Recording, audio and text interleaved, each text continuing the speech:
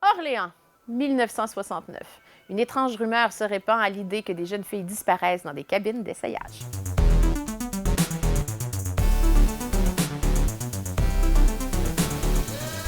Nous sommes au mois d'avril 1969 dans la préfecture d'Orléans, en France. Une étrange rumeur commence à se répandre à ce moment-là, à l'effet que des jeunes filles visitent des boutiques de la rue de Bourgogne plus particulièrement et disparaissent dans les cabines d'essayage.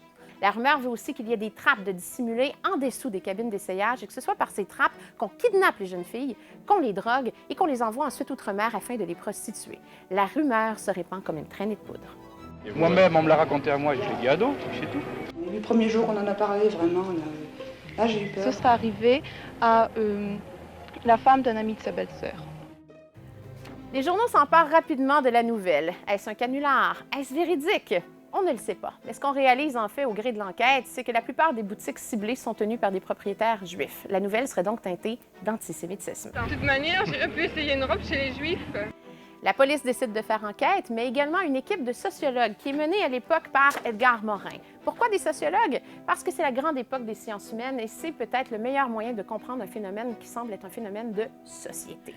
Vous avez une sorte de spasme, de délire antisémite extrêmement passager et presque encore inconscient. L'enquête d'Edgar Morin a surtout révélé qu'il s'agissait d'une peur qui était associée aux événements de mai 68 qui avaient eu lieu un an auparavant. Une grande époque de révolution politique, sociale, culturelle. C'est aussi la révolution sexuelle. Et d'ailleurs, pourquoi viser des jeunes filles qui visitent des boutiques? C'est que c'est l'époque de l'achat des mini-jupes et ça inquiète terriblement les parents. Et pour eux, c'est l'occasion de dire à leurs enfants effrayés, vous voyez, mes enfants, faites attention.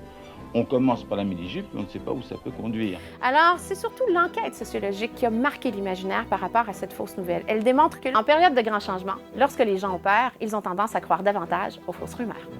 Mais il paraît que tout le monde en a parlé. Oh, oui, ça a couru pas mal. Bien sûr que ça courait.